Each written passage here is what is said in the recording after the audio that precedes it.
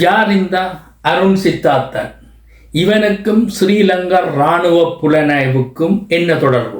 35 வருடத்துக்கு பின்னர் எதற்காக இன்றைக்கு துணுக்காயில போய் விடுதலை புலிகளால் வெள்ள வேன்ல கடத்தப்பட்டு 4000 பேரை படுகொலை செய்யப்பட்டது, அங்கதான் எலும்பு கூறுகள் தாக்கப்பட்டிருக்குது என்று எதற்காக இந்த கதை அளக்கின்றான்? இந்த அருண் சித்தார்த்தன் யாருக்காக வேலை செய்கிறான்? இவன் தமிழனா அல்ல சிங்களவனா? 90ஆம் ஆண்டு அங்க படுகொலை, விடுதலை புலிகளால் படுகொலை செய்யப்பட்டது ஒரு குற்றச்சாட்டை 35 வருடத்துக்கு பின்னர் அருண் சித்தார்த்தன் அவனுடைய மனைவியும் குற்றம் சாட்டியிருக்கிறார்கள். அந்த பகுதியில் உள்ள மக்கள் முழுமையாக மறுத்திருக்கிறார்கள். அந்த 88 90 வரை இந்திய இராணுவம் தான் அங்கே அந்த இடத்துல இருந்த வேண்டும். அதன் பின்னர் மக்கள் குடியேற வேண்டும். அதற்கு பின்னர் 2009 காலப்பகுதியில் ஸ்ரீலங்கா இராணுவம் கடைசி வரையும் அங்கே அந்த இடத்துல முகாமிட்டு இருந்த வேண்டும். மக்கள், அந்த பகுதி மக்கள் அந்த இடத்துல வாக்குறுதி கொடுத்திருக்கிறார்கள். மக்கள் சாட்சியமாக அந்த மக்கள் அந்த இடத்துல நிற்கின்றார்கள். சித்தார்த்தன் அந்த இடத்தை தேடி அங்கே தாக்கப்பட்டிருக்கு, 4000 உடல்கள் தாக்கப்பட்டிருக்கு. அந்த இடத்தை கிண்ட வேண்டும் என்று அருண் சித்தார்த்தன் பாரார் என்றால் அங்கே ஒரு விடயம் இருக்கலாம். எப்படி என்றால், இப்போ இந்திய இராணுவம் இருக்கிற காலத்துக்குள்ள அப்படி அதுக்கு நடந்திருக்க சந்தர்ப்பம் இல்லை. அப்புறம் 2009 2008 இருந்துங்கிற மக்கள் இடம்பெயர்ந்து முள்ளிவாய்க்கால் வரையும் போய் அழிக்கப்பட்டு திரும்ப வவுனியாவுக்கு அகதியாக்கப்பட்டு அந்த முள்வேலி முகாமுக்கு இருந்து வந்த காலத்திலிருந்து கடைசியாக அந்த இடத்தை விடும் வரையும் ஸ்ரீலங்கா இராணுவம் தான் அங்கே இருந்தது. ஆனபடியாய் அருண் சித்தார்த்தன் சொல்ற மாதிரி ஸ்ரீலங்கா இராணுவம் அந்த இறுதிப் போரில் கைது செய்த போராளிகள், பொதுமக்கள், ஆதரவாளர்கள், பெருந்தொகையான ஆயிரக்கணக்கான இளைஞர்கள், யுவதிகள், குடும்பத்தினர் அங்கே இல்லை.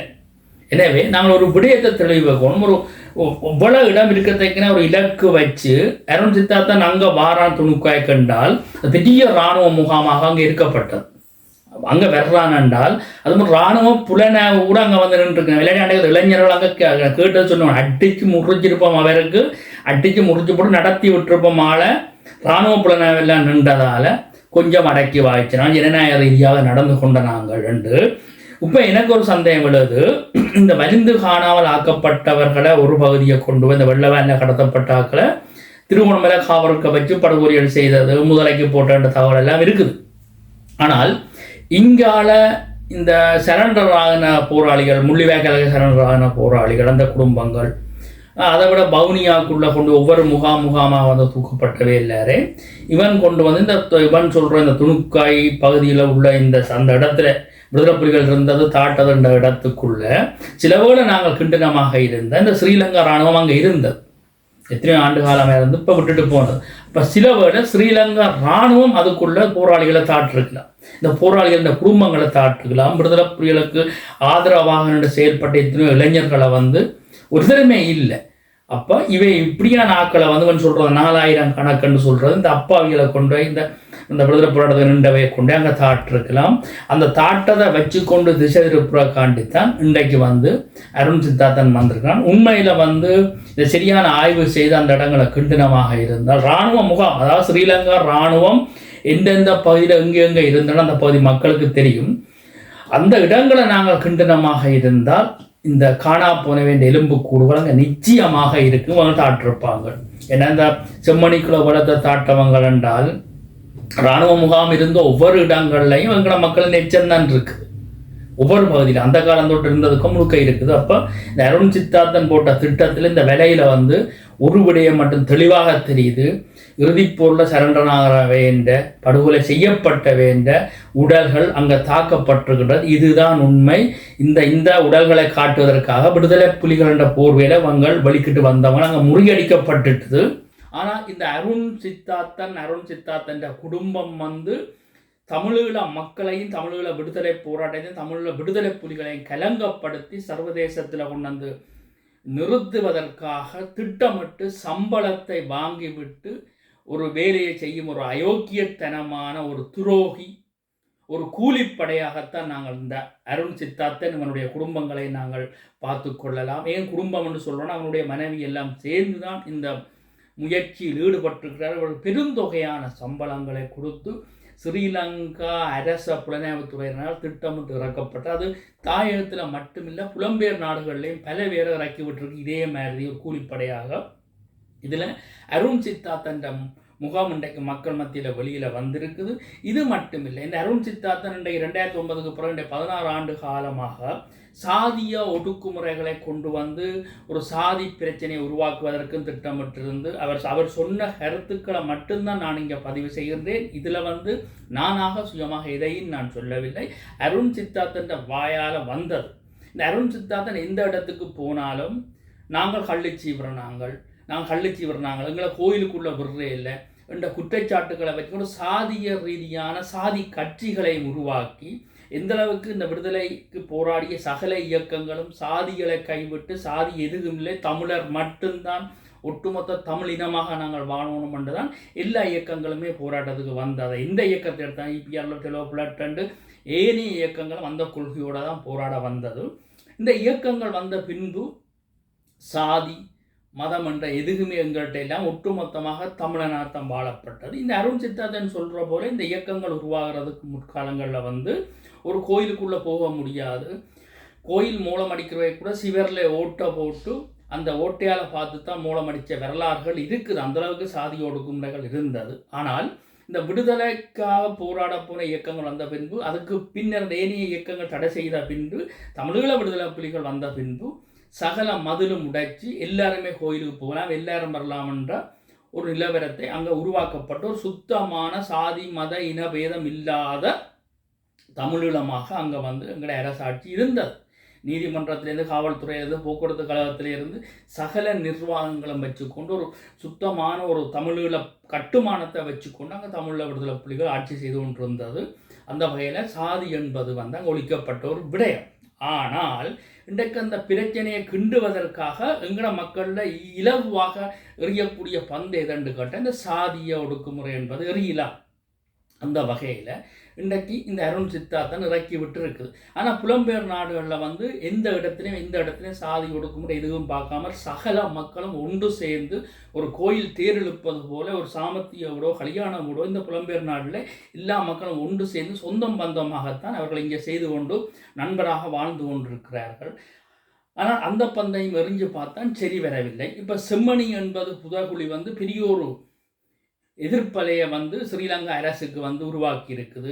முடிஞ்ச அளவில் மூடி மறைச்சவங்கள் அது இன்றைக்கு வெளிச்சத்துக்கு வந்திருக்குது. ஆனால் அதற்காக இந்த 90ஆம் ஆண்டு துணுக்காயில விடுதலை புலிகள் 4000 பேரை கொண்டே கொலை செய்ததாகவும் தாட்டதாகவும் வெள்ள வேண்ட கடத்தின என்றும் அந்த தேசம் நெட் என்ற ஒரு இணையத்தில் இவன் அருண் சித்தார்த்தன் அங்கே நேர்காணல் கண்டிருக்கோம். அதை ஜெயபாலன் ஒரு ஆள் அதை எடுத்துக்கொண்டிருக்காங்க. நான் இந்த இணையதளங்கள் ஒரு விடயத்தை புரிஞ்சு கொள்ள வேண்டும். ஓரளவு அடிப்படை ஒரு ஊடக தர்மம் ஒன்று இருக்கணும், இல்லை அடிப்படை அறிவு இருக்கணும். ஒரு விடயத்தை ஒருவன் சொல்கிறான்னா அந்த சம்பவத்தை நடந்ததோன்றதை முதல் வாழ்கிறவன் ஒரு இணையம் நடத்துகிறவங்க அதை புரிந்து கொள்ள வேண்டும். ஆனால் அவன் சொல்கிறான், பச்சை பொய் சொல்கிறான். அதாவது எதற்காக உங்களோட உறவினர்களை கடத்தின என்பதற்கு அவன் சொல்கிற பதில் பேப்பர் வித்தவை, நோட்டீஸ் வித்தவை, துண்டு பிரச்சாரங்கள் ஒட்டுனத்தால் தங்களோட உறவினர்களை கடத்தி கொண்டே விடுதலை புலிகள் கொண்டவை என்று சொல்லி சொல்கிறான். அதை விட வேறு என்னமொரு தகவலை அவன் சொல்கிறான் வலு கட்டாயமாக எல்லாரையும் நாட்டை விட்டு விடுதலை புலிகள் கலைச்சவை 90களில் என்ற பதிலையும் இவன் அதில் சொல்கிறான். இந்த 90களில் நடந்த சம்பவத்துக்கு நான் உங்களுக்கு தெளிவான ஒரு விளக்கத்தை தர வேண்டும். ஏன்னா 35 வருடம், அதாவது 90 பிறந்த பிள்ளைகளுக்கு 35, 2000 பிறந்த பிள்ளைகளுக்குரிய வயசுகள் நீங்கள் பார்க்கலாம் 25. அப்போ என்னத்தை நான் இதை விளங்கப்படுத்த போகிறேன் என்று கேட்டால், இந்த இளைஞர்களுக்கு எங்களோட விடுதலை போராட்ட வரலாறு தெரிய வேண்டும். ஏனென்றால் எங்களோட அரசியல் கட்சிகள் கூட இன்றைக்கு துரோகிகளை கூட்டு சேர்றதும் தங்களோட கதிரைக்காக செய்கிறதும், இன்றைக்கு கதிரை பேராசை பிடிச்சி கதிரை பிடிச்சி அங்கே உலுப்பி கொண்டிருக்குது எல்லாருக்கும். ஏனென்றால் அவன் அந்தந்த பதவிகளை இருந்து கொண்டு வசூலிக்கிறதுக்காக இன்றைய திட்டமிட்ட அரசியலும் போய்கொண்டிருக்கு. ஆனால் எது எவ்வாறாக இருந்தாலும் எங்களோட மக்களுக்கு நாங்கள் சரியான விளக்கத்தை எங்கள் இளைஞர்கள் கொடுக்க வேண்டிய ஒரு அவசியம் இருக்குது. ஏனென்றால் துணுக்காயில் கூட இருக்கிற இளைஞர்கள் வந்து கடுமையாக வந்து அருண் சித்தார்த்தனை எதிர்க்கிறாங்க, அட்டிக்கு எல்லாம் போகிறாங்க. வந்து இளைஞர்களுக்கு வந்து சில தகவல்கள் தெரியாமல் இருக்குது. ஏனென்றா அருண் சித்தார்த்தன் வந்து 90களில் வந்து விடுதலை புலிகள் இங்கே தாட்டேக்கலாம், இல்லை 91 இந்திய இராணுவம் போகணுன்னு சில வரலாறுகள் வந்து தப்பாக பிணையப்படுகின்றது. ஏன்னா வரலாற்று ரீதியான ஆவணங்கள் எங்களோட மக்களின் கையில், இளைஞர்கள் கையில் இல்லை. எனவே இது ஒரு ஆவண பதிவாக என்ன நடந்த என்பதை வந்து இந்த பதிவை உங்களுக்காக நான் இளைஞர்களுக்காக முன்வைக்கின்றேன். அந்த ஆரம்ப காலத்துக்கு போகின்றோம். பல இயக்கங்கள் தமிழீழம் என்ற அந்த ஒற்ற கோரிக்கைக்காக போராடினார்கள். பிற்காலங்களில் வந்து இந்தியா உளவு பிரிவு ரோவின் நிகழ்ச்சிகளுக்கு அமைய ஒவ்வொரு இயக்கங்களாக அங்கே வந்து விடுதலை புலிகளுக்கு எதிராக இறக்கப்பட்டு அந்த இயக்கங்கள் வந்து இனங்காணப்பட்டு அழிக்கப்பட்டது. இது உண்மையான வரலாறு. அது சார்ந்த தெளிவான விவரங்களை நான் உங்களுக்கு தெரியும். ஏன்னா அந்த காலப்பகுதியில் இந்த விடுதலை போராட்டத்தில் நானும் பயணித்த நாண்ட முறையில் சாட்சியாக இன்றைக்கு நான் இருக்கிறேன். ஆனால் இப்போ இந்த இந்திய இராணுவ வருகையை மட்டும் பார்ப்போம். அதுக்கு பின்னர் இந்த இயக்கங்கள் எல்லாம் தடை செய்யப்பட்ட பின்னர் இந்த இயக்கங்களில் இருந்தவர்கள் சரண்டராகி அவர்கள் எல்லாம் வந்து விடுதலை புலிகளோட சேர்ந்து பயணிச்சவையும் இருக்கணும், தங்களோட வீட்டோட சேர்ந்தவையும் இருக்கணும். அதை விட சில பேர் ஓடிப்போய் தலைமுறைவாக இந்தியாவில் வாழ்ந்தவர்.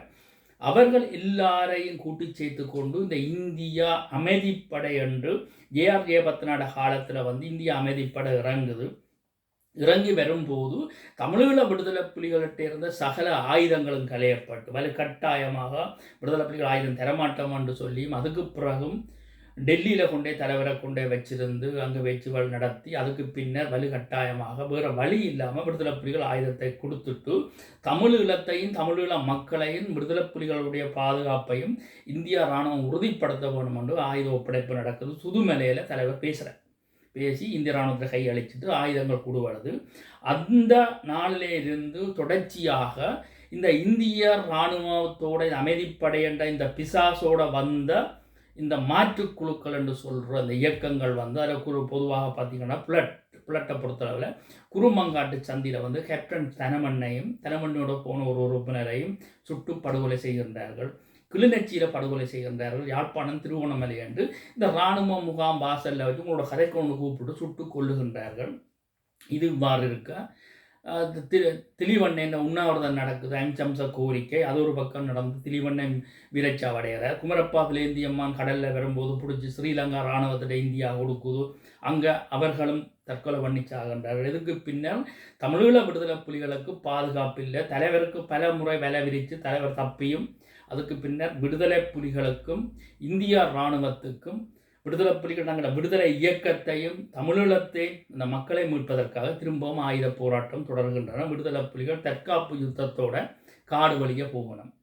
விடுதலை புலிகள் காடு வழியே போய் முடிய இந்த இயக்கங்கள் டெலோ புலட் டிஎன்எல்எஃப் என்ற இயக்கங்கள் இந்த வரராஜ பெருமான் இந்த அணியோட கொஞ்சம் 3 ஸ்டார் என்று சொல்லி சிவிஎஃப் என்று சொல்லி எல்லாம் இறங்கி அங்கே வந்து மக்கள் மத்தியில் வந்து ஒவ்வொரு இராணுவத்தோடு இருந்து கொண்டும் இந்த காட்டு முராண்டித்தனங்களை செய்கின்றார்கள். விடுதலை புலிகளுக்கு ஆதரவாக இருந்தவர்கள் அனைவரையும் படுகொலை செய்கின்றார்கள். வீடு வீடாக போய் சுட்டு அடித்து துன்புறுத்தி முட்டுக்காலில் இருத்தி போட்டெல்லாம் கண் முன்னால் வந்து குடும்பத்துக்கு முன்னால் சுட்டு கொண்ட வரலாறுகள் எல்லாம் இருக்கின்றன. இந்த இந்திய இராணுவத்தோடு இருந்த இந்த மாற்றுக்குழுக்கள் இயக்கங்கள் என்று சொன்னவர்கள் டெலோ இஎன்எல்எஃப் வவுனியா கிளிநொச்சி முழுமையாக இஎன்எல்எஃப் வேட்டையாடியது. வவுனியாவில் புலட், யாழ்ப்பாண பகுதி இபிஆர்எல்எஃப், திருவோணமலை பகுதிகளுக்குள்ளே வந்து அங்கால டெலோ என்று சொல்லி ஒவ்வொரு பகுதியாக ஒவ்வொரு மாவட்டத்திலையும் இருந்து கொண்டு முல்லைத்தீவில் இபிஆர்எல்எஃப் இருந்தது. அப்படி இருந்து கொண்டு இந்த இராணுவத்தோடு சேர்ந்து வந்து காட்டி கொடுத்து படுகொலை நடந்து கொண்டது. ஒவ்வொரு இராணுவம் வரும்போதும் ஒவ்வொரு இந்த தேச துரோகிகள் இராணுவத்தோட வந்து வீதிகளில் இருந்து கொண்டு ஒவ்வொரு மக்களையும் பிடித்து துன்புறுத்தி பெரும்பாலும் அங்கே மக்களின் வாழ்க்கை இந்திய இராணுவ முகாம்களுக்கு தலைகளாக கட்டி தொங்க விட்டு சித்திரவதைகள் நடந்து அட்டிச்சு செத்தாக்களும் இருக்கணும். அந்த முள்ளியோட பகுதியில் சின்னநாதன் என்ற ஒரு ஆளை சுட்டு கொண்டது.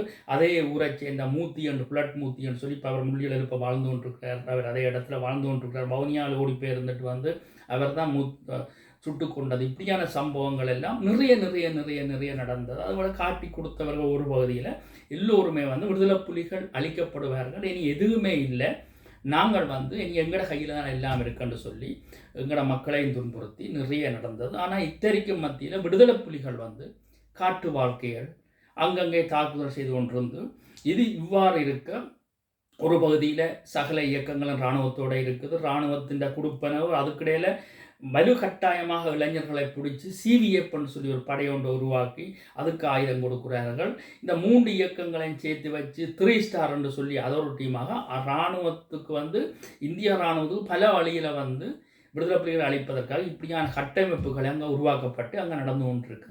இவ்வாறு இருக்க பிரேமதாசா ஆட்சிக்கு விஜயார்ஜயவர்த்தனோட சாவுக்கு பிறகு பிரேமதாசா பெறார். முடிய பிரேமதாசாவுக்கும் விடுதலை புலிகளுக்கும் பேச்சுவார்த்தை நடக்குது. அந்த பேச்சுவார்த்தையில் நேரடியாக எங்களுடைய ஆக்கள் நேரவே கதைக்க வேண்டும்.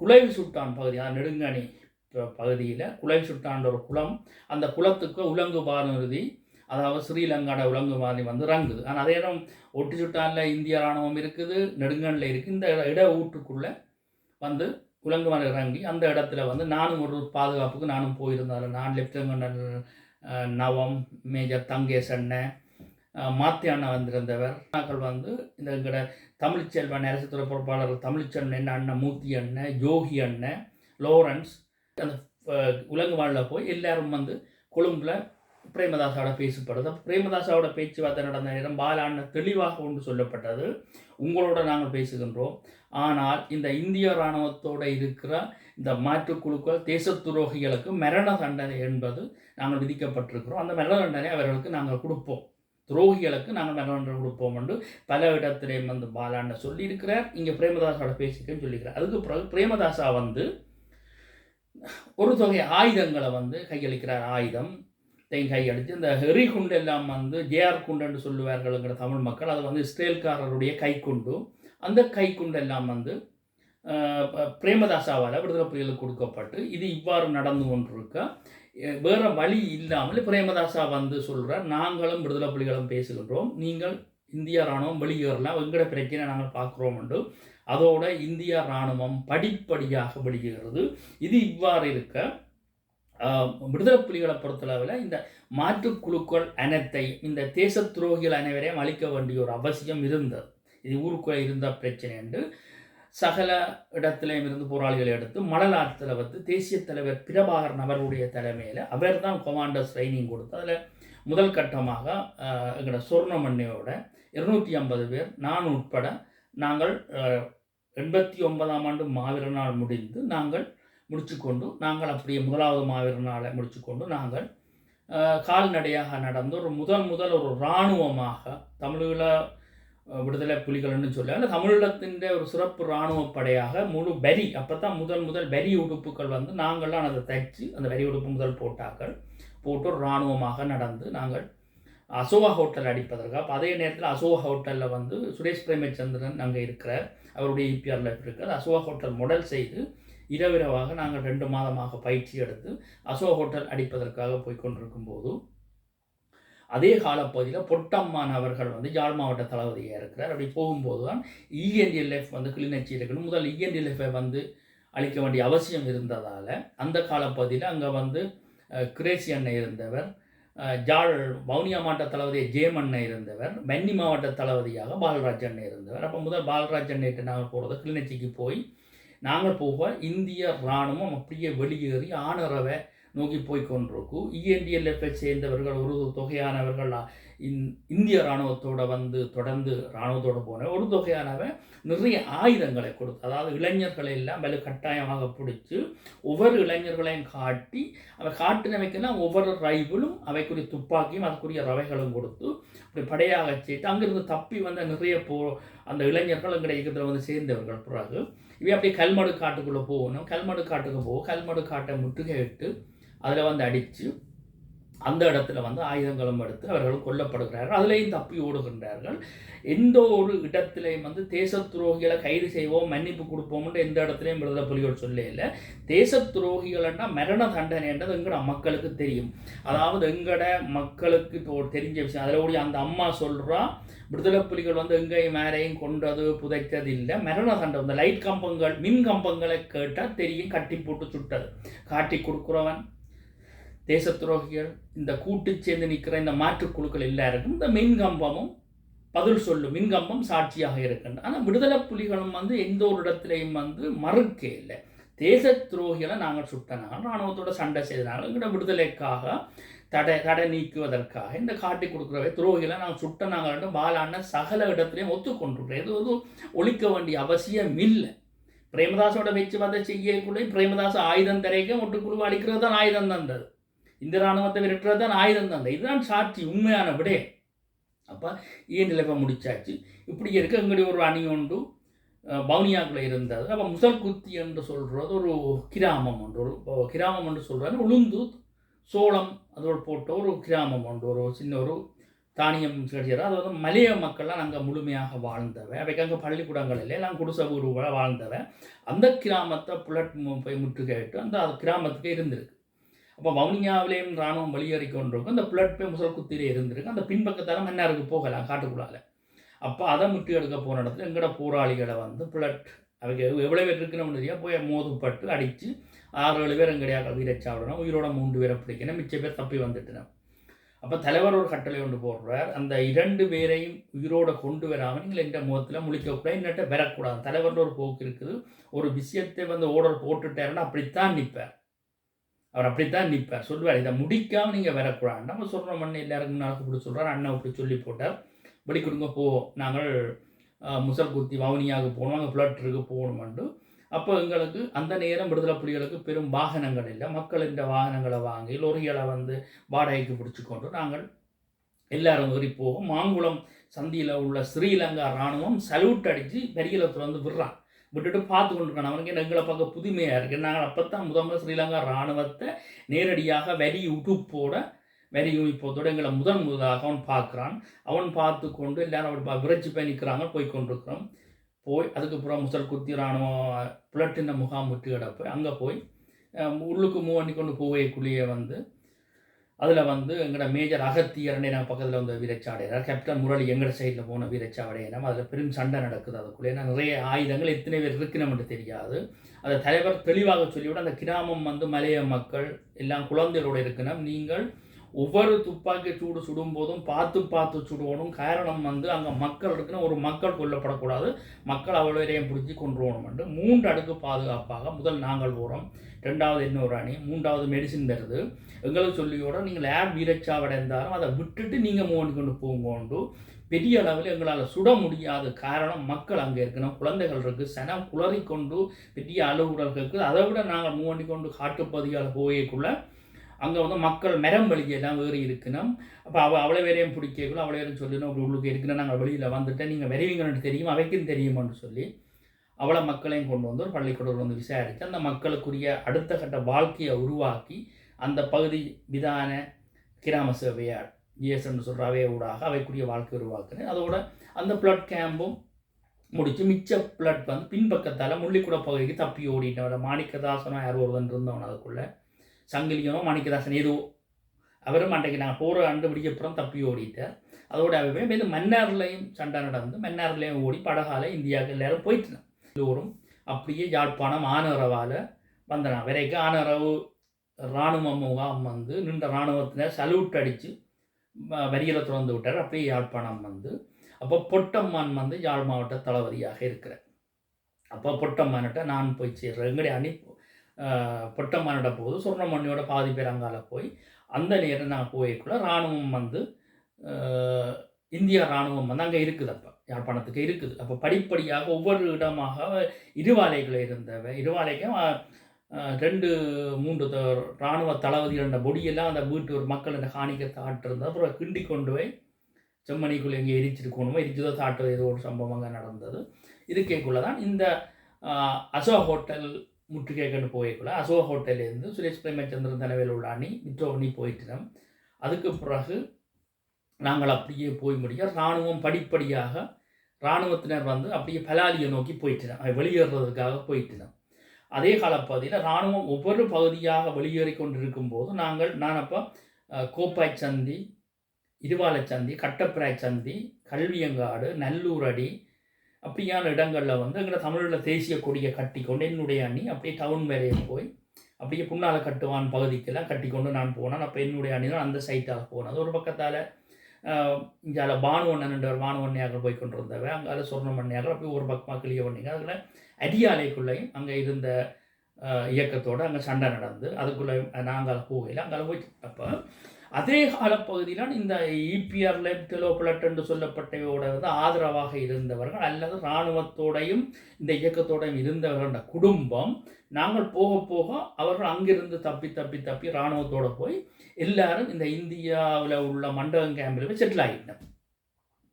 எங்களோட கையில் வந்து அங்கே பிடிபட்டதுன்னு சொல்லி யாருமே பிடிபடையில அவைக்கு முதலே தெரியும். ஏனென்றால் ஒட்டுமொத்தமாக இருந்த எங்கட அந்த ஊருக்குள்ளே இருந்த மக்களை அச்சுறுத்தி அந்த மக்களை கொண்டு போச்சு கொண்டு இருந்தவ அவை நாங்கள் போக அப்படியே வெளிக்கிட்டு அவை வந்து இந்திய இராணுவத்தோட வெளியேறி இந்தியாவில் போய் மற்ற ஒடிசாவில் போய் வரதாய பெருமான் செட்டில் ஆனார். அவருடைய அணியோட வரதாய பெருமான் அப்படியே இந்தியா கொண்டு போய் ஒரிசாவில் எங்கே ஒரு தீவில் கொண்டே வரதாய பெருமானே வச்சிருந்தது.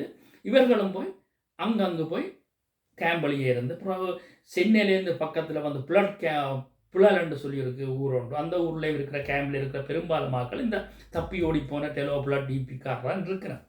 ஆனால் இந்த அருண் சித்தார்த்தன் சொல்கிற போதே அவை இந்த குடும்பங்களை கடத்தினது கொண்டு வந்ததுன்னா ஒரு விடயத்தை வந்து மக்கள் புரிஞ்சு கொள்ள வேண்டும். 4000 பேரை கடத்தி கொண்டு வந்து விடுதலை புலிகள் காயில் கொண்டு வந்து தாட்ட வேண்டால் இன்றைக்கு உயிரோட சுரேஷ் பிரேமச்சந்திரன் இருக்கிறார், செல்வம் அடக்கலான்னு இருக்கிறார், சித்தார்த்தன் இருக்கிறார். இந்த இவர்கள் எல்லாம் அங்கங்கே இருக்கணும். அவைன்ற அணியில் விருப்பத்தோட அதாவது வலுக்கட்டாயமாக பிடிச்சி மொட்டையடித்து சிவிஏ பண்ணும் 3 ஸ்டார்ன்னு சொல்லி சேர்த்தது ஒரு அணி. அதெல்லாம் ஓடி வந்துட்டு எங்கள்கிட்ட ஆயுதத்தோடு ஓடி வந்துட்டாங்க. ஆனால் இந்த இருந்த வேணும் அவைக்கு தெரியும் தங்களுடைய அணிக்குள்ளே எத்தனை பேர் இருந்தது. எண்ணி பார்த்தாலே இவர்கள் எல்லாரையும் சேர்த்து வடக்கு கிழக்கில் சேர்த்து 1000 பேரும் இந்த இயக்கங்களுக்கு இருந்து இராணுவத்தோட நிற்க இல்லை.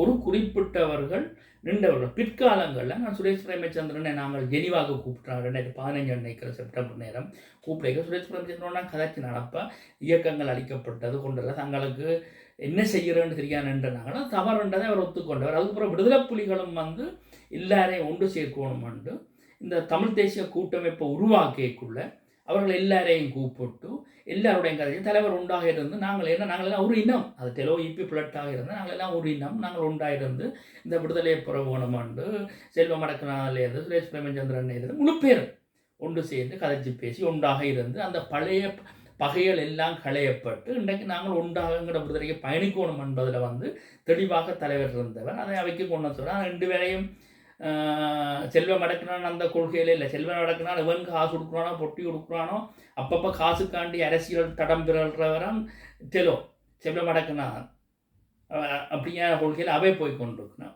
ஆனால் இந்த அருண் சித்தார்த்தன் சொல்கிற மாதிரி கடத்தின கொண்டதெல்லாம் முக்கியமான தவறான பிரச்சனைகள். ஒரு சிலவர்கள் இருந்தவர்கள் தான் அது இனி இல்லை என்ற ஒரு பகுதிக்கு இருந்தவர்கள் விசாரிக்கப்பட்டது, அவர்களை விடப்பட்டது. அப்படி விசாரிக்கொண்டு கூட்டிக் கொண்டு போயிருந்தாலும் விடுதலை புலிகள் சகல இடத்திலே சொல்லி இருக்கணும் தேச துரோகிகளுக்கு நாங்கள் மரண தண்டனை கொடுத்த நாங்கள் என்றதை வந்து விடுதலை புலிகள் சகல இடத்திலையும் பாலான்னு ஒத்துக்கொண்டிருக்கிறார். எங்களோட தேசத்தின் குரல் பாலான்னு தெளிவாக சொல்லி இருக்கிறார். தேச துரோகிகளை நாங்கள் போட்ட நாங்கள் என்று கூடி சொல்லி இருக்கிறார். பகிரங்கமாக பேர் விவரங்கள் கூடி சொன்ன வரலாறுகள் இருக்குது. அப்புறம் 2002ஆம் ஆண்டு பேச்சுவார்த்தைகள் நடக்கும் போது தான் விடுதலை புலிகள் வந்து இந்த மரண தண்டனைன்றதை நிப்பாட்டி அப்புறம் எங்களுக்கு 2002க்கு பிறகு சிறைச்சாலைகளை இப்படியானாக்களை கொண்டே வச்சிருந்து சிறையில் வச்சிருந்ததும் அங்கே தமிழீழ அரசுக்கு சிறை இருந்த காவல்துறை சிறை கொண்டே வச்சிருந்து இந்த சம்பவங்கள் நடந்த அப்புறம் சர்வதேச ரீதியான ஒப்பந்தங்களில் போய்க்குள்ளே வந்து சிறார்களை விடுதலை புலிகளை சேர்க்கிறீங்கன்னு சொல்லி அப்படியானாக்களை எல்லாம் கொடுத்து கல்வி கண்டும் செஞ்சோலை என்றும் காந்தர்வன் அறிவிச்சோலை என்ன அநாத பிள்ளைகள் இருந்தாலும் இப்படியான நிர்வாகங்களுக்கு கொண்டு வந்து படிப்பிக்க எல்லாம் விட்டுருந்த வரலாறு இதுதான். அதை விட்டுட்டு இந்த அருண் சித்தார்த்தன் குப்பேன் வந்து காசுக்காக அதாவது ஸ்ரீலங்கா இராணுவத்தின் காசுக்காக அவன் சொல்கிறான் தங்களுடைய ஆக்களை விசாரணை கொண்டு வரையில்லைன்னு சொல்லி அவைக்கு நிவாரணம் விடுதலை புலிகள் நிவாரணம் கொடுத்தவையாம்.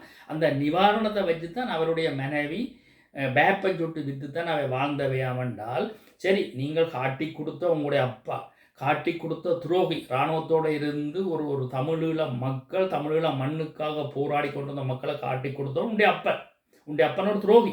அந்த துரோகியை சரி கைது செய்தாண்டு நீங்கள் சொல்கிறபடி சொன்னாலும் உங்களோட குடும்பத்தை தெருவில் விடையில தானே உங்களுக்குரிய நிவாரணம் உங்களுக்குரிய சாப்பாடு கொடுத்து உங்களையெல்லாம் வச்சிருந்தானே இயக்கம்.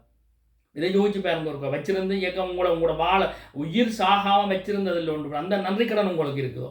நீங்கள் உயிரோட வாழ்கிறீங்கள் என்றால் இந்த விடுதலை புலிகள் கொடுத்த அந்த நிவாரணம் நீங்களே ஒத்துக்கொள்கிறீங்க. அப்போ அங்கே எவ்வளோ மனச்சாட்சியோடு அந்த அதாவது துரோகிகள் கலையப்படணும், துரோகிகள் அழிக்கப்படணும், மங்கன மண் விடுதலைக்காக போகணும். இன்றைய கூட வந்து விடுதலை புலிகள் இருந்து அருண் சித்தார்த்தன் மனுஷியெல்லாம் மிரதாண்டாங்க. ஒவ்வொரு மின் கம்பத்தில் அப்படி தொங்கிக் கொண்டிருப்பாங்க. தொங்க வேண்டிய ஆக்கள் இன்றைக்கு அங்கே கேட்க ஒரு ஆக்கள் இல்லை, ஒரு ஆளுமையாக நின்று கேள்வி கேட்குற அரசியல் தலைமைகளும் இல்லை. இன்றைய மக்கள் கேட்கணும். இன்றைக்கு இதில் ஒரு விடயத்தை நான் பார்த்தேன். நான் அந்த வன்னி மக்கள் வந்து அவன் அருண் சித்தார்த்தனுக்கு ஹெல்மெட்டால் அடிக்க போகிறாங்க. இளைஞர்கள் கதைக்காத நீ ஒரு துரோகி என்று அடிக்க போகிறாங்க. இன்றைக்குள்ள 30,000 கிட்ட மாவீரர்கள் வேறு. இந்த மாவீரர்களோட வீரச்சா அந்த கனவு வீணா போகையில் என்றதை அன்றைக்கு நான் துணிக்கிறேன். யாழ்ப்பாணத்தில் நல்லூர் கோயிலோட இப்போ மலசில கூடத்தை கட்டுவோம், கக்கூசை கட்டுவோம்னு சொன்னவங்க திருப்பி அடிக்க யாழ்ப்பாணத்தில் ஒரு இளைஞன் இல்லை. ஆனால் வன்னியில் போக அந்த துணுக்காய், மல்லாவி, கோணாவில் என்ற பகுதி வந்து அந்த காலம் விடுதலை போராட்டத்தை வளர்த்த ஏரியா. அந்த காட்டு கிராமங்கள் எல்லாம் வந்து மக்கள் வந்து போராட்டத்தோடு அப்படியே பிணைஞ்சிருந்த ஏரியா. அந்த மக்கள் கோபம் வருது. ஏனென்றால் தாங்கள் வளர்த்த பிள்ளைகள், அதை போராளிகளாக போனாலும் தங்களோட பிள்ளைகள் கோபம் வருது, அட்டிக்க போகிறாங்க. நீ இப்படியா உங்களோட விடுதலைக்காக போராடிய மக்களை நீ இப்படி சொல்லுவியோண்டு அட்டிக்க போகிறாங்க. அதான் அருண் சித்தார்த்தனுக்கு நீங்கள் அன்றைக்கு நீங்கள் யாழ்ப்பாணத்தில் வச்சு அட்டி போட்டிருந்தால் இன்றைக்கு இறங்கி வந்திருக்க மாட்டான். நடுங்கி கொண்டிருக்கிறான், பொட்டி பாம்பு போல நடுங்குறான். ஏன்னா வன்னியான் முறிப்பான் என்று தெரியும்.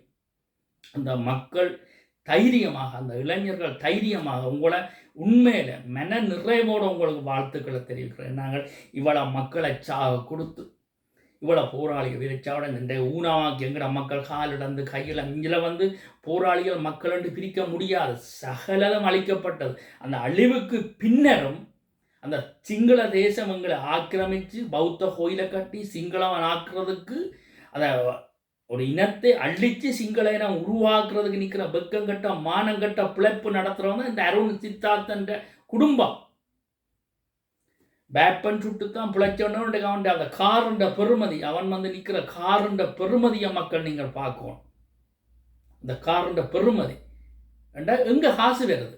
அப்படியே சிங்கள தேசம் அப்படி ஒரு ஒரு பேக்கேஜாக வந்து காசை கொடுக்குறோம். அவங்களோட வேலை திட்டங்கள் அவங்களை எந்தெந்த அளவில் அவங்க வேலை செய்யலாமோ அவங்களுக்கு அதுக்குரிய காசுகளை கொடுத்து கொண்டிருக்கும் சிங்கள தேசம். அந்த காசை வாங்கி வச்சுக்கொண்டு அவன் வாங்கி கொண்டு மானங்கட்ட பிழைப்பு. அதை விட இங்கே உள்ள ஊடகங்கள் அன்றைக்கு ஒரு ஊடகத்தில் இருக்கேன், அவர் ஊடகத்தில் கீழே இருக்கிற அந்த ஊடகக்காரனுக்கு அறிவில்லை. அவரும் புலட்டை சேர்ந்தவர், அவருடைய சகோதரம் புலட்டா. அப்போ இந்த தொடர்ந்து இந்த மாற்று குழுக்கள் மாற்று இயக்கங்கள் என்றவங்களுக்கு வந்து அது ஒரு பரம்பரையாக ஊறிப்போனது உண்டு. சரி, நாங்கள் தமிழில் விடுதலை தமிழத்துக்காக போராடுறோம், எங்களுக்கும் விடுதலை புலிகளுக்கும் கருத்து முரண்பாடுறது, நாங்கள் ஆலையார் சுடுபட்டோம், அழிஞ்சு போனோம். சரி, இனியாவது தமிழ் மக்கள் என்ற உரிமைக்காக நாங்கள் எல்லாரும் உண்டாக நின்று தமிழெடுத்த வென்றெடுப்போம். விடுதலை புலிகள் எதிரிகள் இல்லை, எங்கேயுமே இல்லை. விடுதலை புலிகள் ஒட்டு மொத்தமாக அழிக்கப்பட்டது.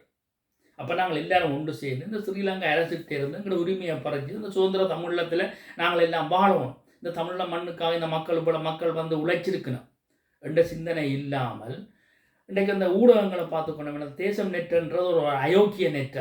அது கதைக்கிற கதை, அதில் கூப்பிட்ற மற்ற என்ன ஒருத்தன் அவன் முல்லைமதி என்ற ஒருத்தன் இருக்கிறான் கனடாவில். அவனுக்கும் விடுதலை புலிகளுக்கும் சம்பந்தமே இல்லை. நான் எத்தனையோ தடவை சொல்லிப்பட்டு எங்கட போராட்டத்துக்கு அவன் இருக்கே இல்லை. நான் இவ்வளோ ஆதாரம் சொல்கிறேன்னா ஆதாரமாக யார் இருந்தேன்னு சொல்லுவேன் தானே இல்லை.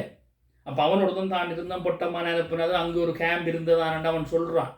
இன்றைக்கு வேறு இப்போ இந்த அளவில் இந்த முல்லைமதி போன்றவங்களை வந்து இந்த விலை போய் கொண்டு வந்து அந்த இருத்தி வச்சு விடுதலை புலிகள் மாதிரி கதைக்க வைக்கிறாங்க. எவ்வளவுக்கு அப்போ அந்த சர்வதேச ரீதியாக இந்த ஊடகங்களில் ஒன்று தான் விடுதலை போராட்டங்களை அழிப்பதுக்குரிய வேலை நடக்குதுன்றத ஏதோ இளைஞர்களுக்கு நான் சொல்லக்கூடிய விடயம் வந்து தயவு செய்து விட்டுறாதே போல வடக்கு கிழக்கு நஞ்ச தமிழர் தாயகம் அந்த மண் மீட்கப்படணும். அந்த மண்ணுக்காக தொடர்ந்து போராடும். இந்த அருண் சித்தார்த்தன் மாதிரி பல பேர் வந்து இறங்குவாங்கள். சகல பேரை நீங்கள் தடுத்து உடைச்சி சகல பேருடைய காட்டி நாங்கள் ஒரு தமிழனாக நிற்கணும். கடைசி இந்த முள்ளிவாய்க்காலுக்கு மே மாதம் 17ஆம் தேதி தலைவர் வீரச்சாவடையும் வரையும் அந்த இடத்துல தமிழனாக நின்று அந்த இடத்துல வீரச்சாவடைஞ்சு அதே மாதிரி எங்களோட மக்கள் நாங்களும் ஒன்றாக நின்று கடைசி வரையும் நாங்கள் அந்த தமிழீழம் என்ற அந்த கோரிக்கையை விட்டு வெளியேறாமல் கடைசி வரையும் நாங்கள் ஒன்றா நிற்போம். நிச்சயமாக எங்களுக்குரிய நாடு பிறக்கும், எங்களுக்குரிய நாடு கிடைக்கும். அதுக்கு நாங்கள் எல்லோருமே இப்படியானவங்களோட சேராமல் இப்படியானவங்களை எதிர்த்து ஒன்று சேர்ந்து நிற்க வேண்டும் என்று உங்கள்கிட்ட கேட்டுக்கொண்டு தற்காலிகமாக உங்களிடம் விடைபெறுகிறேன். தமிழர் தாயகம் மீண்டும் நான் உங்களை சொல்கிறேன். அந்த துணுக்காயில் இந்த அருண் சித்தார்த்தனுக்கு அவன் அந்த இடத்துல விடாமல் கேள்வி கேட்டு பதில் சொல்லும் அனைத்து மக்களுக்கும் மனம் நிறைந்த நன்றிகளும் வாழ்த்துக்களும் தெரிவித்து கொண்டு விடைபெறுகிறேன். தமிழர் தாகம், தமிழர் தாயகம். நன்றி, வணக்கம் உறவுகளே.